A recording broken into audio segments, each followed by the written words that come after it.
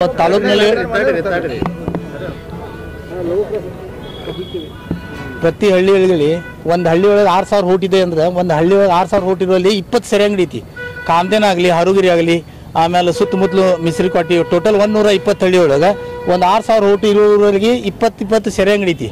ಅದು ಅಕ್ರಮ ಮದ್ಯ ಮಾರಾಟ. ಅದರಿಂದ ನಮ್ಮ ರೈತರ ಕಮ್ತಂತೂ ಏನು ಇಲ್ಲ. ಆಮೇಲೆ ನಮ್ಮ ಉದ್ಯೋಗ ಅಂತೂ ಇಲ್ಲ. ಆಮೇಲೆ ಉದ್ಯೋಗ ಮಾಡ್ಕೊಂಡು ಒಂದು ಯಾವುದೋ ಹಮಾಲಿ ಮಾಡ್ಕೊಂಡು ಯಾವುದೋ ಕೆಲಸ ಮಾಡ್ಕೊಂಡು 400-500 ರೂಪಾಯಿ ದುಡಿದು ಬರಾಕತ್ತಾರಂದ್ರೆ ಅದು ಬರುವಾಗೆ ದಾರಾಗ ಇಡ್ತಾರೆ. ಹೆಣ್ಮಕ್ಳು ಕೊಳ್ಳಾನ್ ತಾಯಿ ಸಹಿತ ಉಳಾಕತ್ತಿಲ್ಲ ಈ ಅಕ್ರಮ ಮದ್ಯ ಮಾರಾಟದಾಗ.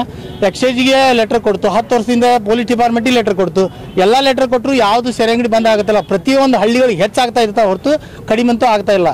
ಆಮೇಲೆ ಪ್ರತಿ ಹಳ್ಳಿಗಳಲ್ಲಿ ಹೆಣ್ಮಕ್ಳಿಗೆ ಅಷ್ಟೇ ಅಲ್ಲ, ಗಂಡು ಮಕ್ಕಳಿಗೆ ಅಷ್ಟೇ ಅಲ್ಲ, ಸಣ್ಣ ಹುಡುಗರು ಸಾಲಿ ಮಕ್ಕಳು ಸಹಿತ ಮೊದಲಾಗಿ ಹಾರ್ಗೇಡಾಗ್ತಾವೆ. ಪ್ರತಿಯೊಂದು ಹಳ್ಳಿಗಳಲ್ಲಿ ಸೆರೆ ಮಾರಾಟ ಉದ್ದೇಶಪೂರ್ವಕವಾಗಿ ಬಂದ್ ಮಾಡೋದು. ಅಲ್ಲ, ನಿಮ್ಮ ಕ್ಷೇತ್ರ ಶಾಸಕರೇ ಅಕ್ರಮ ಮದ್ಯ ಮಾರಾಟ ಕಡಿವಾಣ ಹಾಕ್ತೀವಿ ಅಂತ ಹೇಳಿದ್ರು. ಅಲ್ಲಿ ಅವ್ರ ಕ್ಷೇತ್ರದಾಗ ಮಾರಾಟ ಅವ್ರ ಕ್ಷೇತ್ರದಾಗ ಹೆಚ್ಚಿಗೆ ಆಗೈತ್ರಿ. ಇನ್ನು ಕಡಿವಾಣ ಮದ್ಯ ಮಾರಾಟ ಹೋಗ್ಲಿ, ಅವ್ರ ಕ್ಷೇತ್ರದಾಗ ಹೆಚ್ಚಿಗೆ ಆಗೈತಿ. ಪ್ರತಿ ಕ್ಷೇತ್ರದಾಗ ಅವ್ರಿಗೆ 1 ಬಿಟ್ಟು 10 ಲೀಟರ್ ಕೊಟ್ಟರು ರೀ, ಅವ್ರೇನೈತಿ ಎಕ್ಸೈಜ್ ಹೇಳ್ತಾ ಇದ್ದಾರೆ ಅನ್ನೋದು ಗೊತ್ತಿಲ್ಲ, ಹೇಳ್ತಾ ಇಲ್ಲ ಅನ್ನೋದು ಗೊತ್ತಿಲ್ಲ. ಆದ್ರೆ ಅಂಗಡಿ ಹೆಚ್ಚಿಗೆ ಆಗ್ತಾ ಇರ್ತಾವ ಹೊರತು ಕಡಿಮೆ ಅಂತೂ ಆಗತ್ತಿಲ್ಲ. ಪೊಲೀಸರು ಮತ್ತು ಅಧಿಕಾರಿ ಇಲಾಖೆ ಕ್ರಮ ಅಂತೂ ತಗೊಳಕತ್ತಿಲ್ಲ ಸರ್. ಕ್ರಮ ತಗೊಂಡಿದ್ದು ನಾವು ಹೋರಾಟ ಮಾಡೋ ಅವಶ್ಯ ಇರ್ತಾ ಇದ್ದಿಲ್ಲ. ಅದು ಕ್ರಮ ತಗೊಳ್ಳಾರ್ಕ ನಾವು ಇಲ್ಲಿ ಮತ್ತೆ ನಿಂತು ಹೋರಾಟ DC ಅವ್ರಿಗೆ ಮನವಿ ಕೊಡಾಕತ್ತೀವಿ. 10 ವರ್ಷದಿಂದ ಕೊಡಾಕತ್ತೀರಿ, ಕೊಡಾಕತ್ರು ಇದು ಆಗಾಕತ್ತಿಲ್ಲ. ಈಗ ಒಳ್ಳೆ ನೆಕ್ಸ್ಟ್ ನಾವು ಮುಂದಿನ ತಿಂಗಳು ಬೆಂಗಳೂರಿಗೆ ಇಟ್ಕೊಂಡಿದ್ದೀವಿ. ಪ್ರತಿ ಜಿಲ್ಲೆಯಿಂದ ಬೆಂಗಳೂರಿಗೆ ಇಟ್ಕೊಂಡು ಹೋರಾಟ ಮಾಡ್ಬೇಕಂತ ಇಟ್ಕೊಂಡಿವಿ. ಅದಕ್ಕೆ ಸರ್ಕಾರ ಏನು ಮಾಡಿದ್ರು ಅದನ್ನ ಬಂದ್ ಮಾಡ್ಬೇಕನ್ನೋದು ನಮ್ದು ಉದ್ದೇಶ. ನಿಮ್ಮ ಹೆಸರು? ಚಂದ್ರಯ್ಯ ಈರಯ್ಯ ಚಿಕ್ಕಮಠ ಅಂತ ಹೇಳಿ.